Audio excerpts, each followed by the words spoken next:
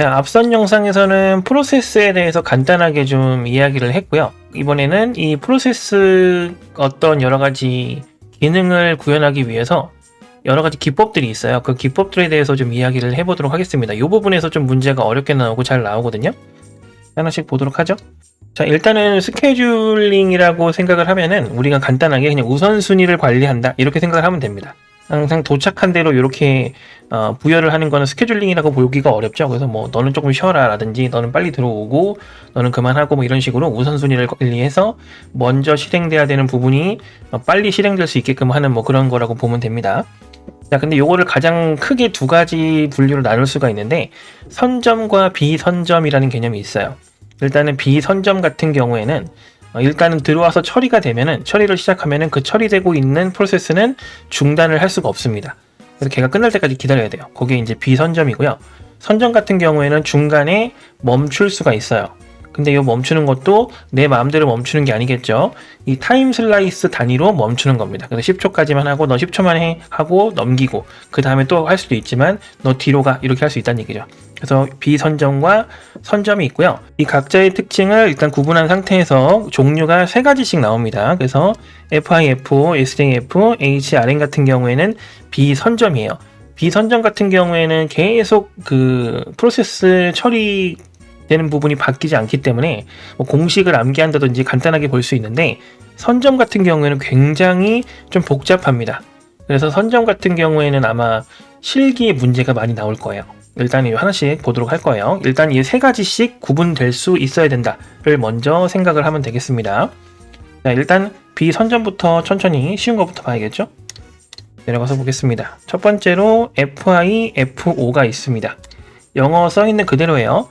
처음 들어온 게 처음 나간다. 그러니까 먼저 들어온 걸 처리하고 내보낸다는 뜻이에요. 도착 순서대로 처리를 합니다. 가장 간단하겠죠. 그 다음에 평균 반환 시간이 길게 된다라고 써 있는데 반환 시간이라는 거는 우리가 앞에서도 좀 이야기했던 부분이긴 한데 실행 시간과 대기 시간을 합친 걸 반환 시간이라고 해요. 이 실행 시간하고 대기 시간이 필요한 이유는 프로세스가 도착해서 준비 상태로 되어 있다고 하더라도 바로 실행되는 게 아니라 조금 기다릴 수 있단 말이에요. 그 부분 때문에 이 대기 시간까지 포함해서 반환 시간이라고 이야기를 하는 겁니다. 예를 들면 도착을 예를 들어 뭐 시간 단위로 초 단위로 한다 그러면 2초에 했어요. 몇 시 몇 분 2초라고 볼게요. 2초에 도착을 했습니다. 2초에 도착을 했는데 실제로 실행한 건 5초부터 실행을 했다고 생각을 해보세요. 이때 실행을 했어요. 그러면 아무것도 안 한 시간이 3초 걸렸죠? 그 다음에 5초 걸린 상태에서 15초에 끝났다고 생각을 해보죠. 그러면 처리는 10초를 했어요. 그렇게 되면 13초죠. 요게 반환 시간이 되는 겁니다. 요게 이제 평균이라고 치면은 모든 프로세스의 반환 시간을 이렇게 평균을 낸 거다. 이렇게 생각을 하면 되겠죠. 그래서 평균 실행 시간은 프로세스별로 총 실행 시간을 이렇게 계산을 해본 거고요. 대기 시간은 그 반대로 대기 시간을 프로세스 개수별로 해서 계산을 해본 거다라는 거죠. 그러니까 요거는 시간 순으로 쭉 나열을 하면 됩니다. 아래쪽에 예시가 나와 있죠. 자, 프로세스가 ABC가 있는데 도착 시간을 먼저 봐야 돼요. 그래서 시간대로 이렇게 뭐라고 할까요? 수직선을 이렇게 한번 그려보는 거죠. 이렇게 해서 0, 1, 2 이렇게 있는 거죠. 그래서 0초에 프로세스 A가 도착하고요. 그 다음에 B가 도착하고 그 다음에 C가 도착한 경우예요. 근데 요거는 비선점이기 때문에 도착한 거 먼저 진행을 한다고 했잖아요. 그래서 여기 보니까 실행 시간이 24초가 걸린다고 되어 있습니다. 그러면 딱딱딱딱딱 해서 24초까지 쭉 진행을 했을 거예요. 그럼 그동안 B랑 C는 어떻게 해요? 기다렸겠죠. 그 기다린 시간을 계산을 해줘야 반환 시간을 계산할 수가 있단 말이죠. 자, 그런데 요게 기다리는 시간을 좀 생각을 해봤을 때 요 A의 실행 시간을 그대로 반영한 다음에 도착 시간만 빼주는 느낌으로 이렇게 요 정도죠.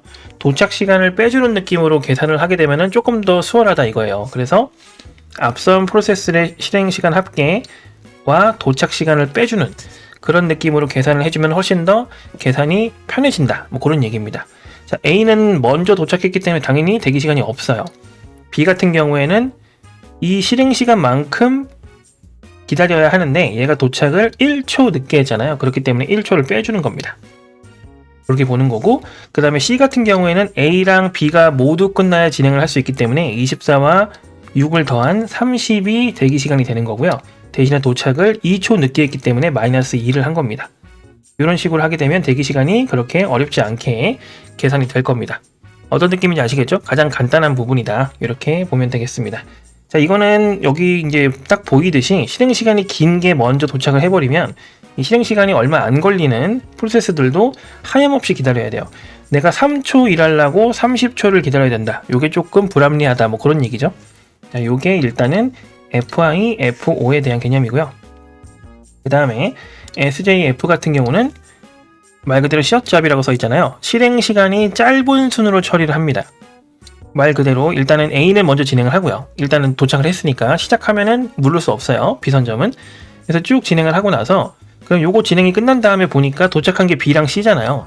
그러면 이 중에 C가 먼저 진행이 되겠죠. 실행시간이 짧으니까. 요 얘기를 하는 겁니다. 자, 요렇게 하게 되면 계속 앞으로 이제 얘 6초짜리인데 이 다음에 뭐 4초짜리, 2초짜리, 3초짜리, 5초짜리 얘네들이 계속 도착하게 되면 얘는 계속 순위가 밀리겠죠. 이렇게 그렇게 되면 요 B를 어떤 상태라고 하냐면 기아 상태라고 이야기를 하는 거예요. 계속 처리가 안 되고 기다려야 되는 이런 상황이 발생을 한다라는 겁니다. 자, 그래서 요 기아 상태를 발생 가능성을 좀 없애기 위해서 필요한 게 계속 기아 상태, 대기 시간이 계속 길어질수록 우선순위를 조금 상승시켜주는 그런 역할이 필요한데 그게 HRN입니다. 얘는 대기 시간이 길어질수록 우선순위가 상승하게 되어 있어요. 자, 공식 반드시 암기하셔야 돼요. 대기시간과 실행시간을 실행시간으로 나눈 형태입니다. 그러니까 이걸 분수로 따지면 실행시간이 이렇게 있는 거고요. 그 다음에 여기도 실행시간이 있는 거죠. 근데 여기에 뭘 더하고 있냐면은 대기시간을 더하고 있어요. 우선순위가 높을수록 좋은 거거든요. 자, 그러면 이 실행시간은 가만히 있는데 대기시간이 커진다는 얘기는 이 분자가 계속 올라간다는 얘기잖아요. 그러면 수치가 올라갈 수밖에 없어요. 그래서 우선순위가 올라간다. 이런 느낌이라고 보면 되겠습니다. 그래서 요거 같은 경우에는 HRN 이렇게 표를 주어주고 HRN 방식으로 했을 경우에 뭐가 먼저 실행되냐 뭐 이런 것들을 물어보게 될 거예요. 자, 그래서 실행시간이 20초 걸리는 프로세스가 10초 기다렸다라고 하면 한 절반 정도, 자기 시간의 절반 정도 기다린 거니까 괜찮아요. 자, 근데 밑에 보면은 실행시간이 4초예요. 근데 자기 그 실행시간 대비 5배를 기다린 거죠. 그럼 얘는 당연히 우선순위가 높아질 수밖에 없다는 겁니다. 밑에도 마찬가지죠. 실행시간이 6초인데 대기시간이 자기 자신의 한 160% 정도를 기다리고 있어요. 이렇게 되면은 얘보다는 얘는 절반이었으니까 얘가 훨씬 더 높을 수밖에 없는 거죠. 자, 그런 식으로 진행이 되는 거다라고 생각을 하면 되겠습니다. 자, 이런 식으로 한번 선점을 하게 되면은 그 선점된 프로세스가 끝날 때까지 추가적인 작업이 없이 계속 진행이 되는 거예요. 그런 것들이 이제 비선점의 개념이 되겠다라는 거고요. 자, 그 다음 이제 세 가지를 볼 건데 요건 이제 선점이죠. 선점은 타임 슬라이스 단위로 계속 왔다 갔다 하는 건데요. 라운드 로빈이라고 되어 있죠. 라운드 로빈은 이제 시분할과 같은 개념이라고 보면 됩니다. 그래서 타임 슬라이스 단위로 프로세스가 계속 왔다 갔다 바뀌면서 처리가 돼요.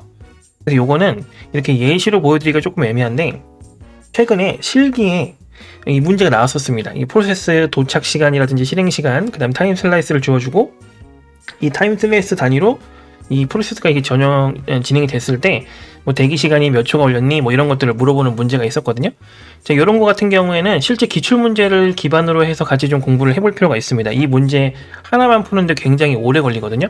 요거 같은 경우에는 제가 따로 영상을 만들어 둔 게 있어요. 그걸 참고해서 좀 보시는 형태로 진행을 하고 일단 여기서는 그런 개념으로 접근을 하는 거다 라는 것만 좀 말씀을 드리고 하나만 더 말씀을 드리면 얘네들은 써서 해결을 하셔야 돼요. 머릿속으로 해결하면 100%는 아니겠지만 매우 높은 확률로 95%라고 할까요? 95% 매우 높은 확률로 실수가 발생합니다. 우리가 전혀 모르면 상관이 없지만 뭐 예를 들어 1차이로 뭐 9.6인데 9.7 뭐 이렇게 떨어질 수 있잖아요. 그러면 굉장히 뭐라 그럴까 좀 자괴감이 올 수 있죠. 멘탈이 나갈 수 있기 때문에 최대한 검증한다는 느낌으로 천천히 정말 천천히 해도 시간이 충분하거든요. 천천히 문제를 풀어 나간다는 느낌으로 딱 원칙 세워서 공부를 하시는 게 좋습니다. 그 정도만 일단 이야기를 하고요. 넘어갈게요. 다음은 SRT입니다. 자, 미완료 프로세스 중에 남은 시간이 가장 적은 프로세스 순으로 처리를 한다라고 되어 있습니다. 요거 같은 경우에는 이제 위에서 봤던, 잠깐 볼까요? 요거 SJF가 선점형으로 바뀐 거다, 이렇게 생각을 하시면 돼요. 그래서 SJF 같은 경우에는 프로세스가 끝나면 이제 전환이 되는 건데, 이거는 이제 계속 처리를 하면서 타임 슬라이스 단위로 더 짧게 남은 게 있나, 이런 것들을 계속 체크한다고 생각을 하면 됩니다.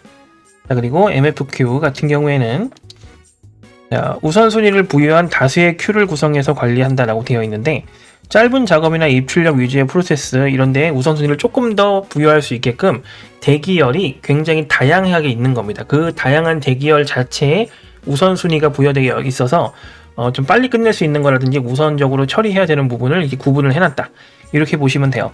SRT나 MFQ 같은 경우에는 아직 실기에서 이걸 직접 계산을 하고 하는 그런 문제가 나온 적은 없기 때문에 굳이 공부를 깊게 해야 된다라고 하면 라운드 로빈 정도만 좀 깊게를 해주시면 괜찮을 것 같고요. 나머지는 크게 어려운 부분은 없어요. 우리가 명확하게 이 기법들의 구분을 하는 걸 일단 1차 목표로 하시고요. 그 다음에 요 위쪽에 이렇게 표가 나와서 처리할 수 있는 것들, 이런 것들 공부 좀 하시고, 그 다음에 제일 마지막으로 라운드 로빈을 직접 계산을 해보시는 형식으로 그런 식으로 진행을 해보시는 게 제일 좋을 것 같습니다. 이 정도까지 진행을 하도록 할게요.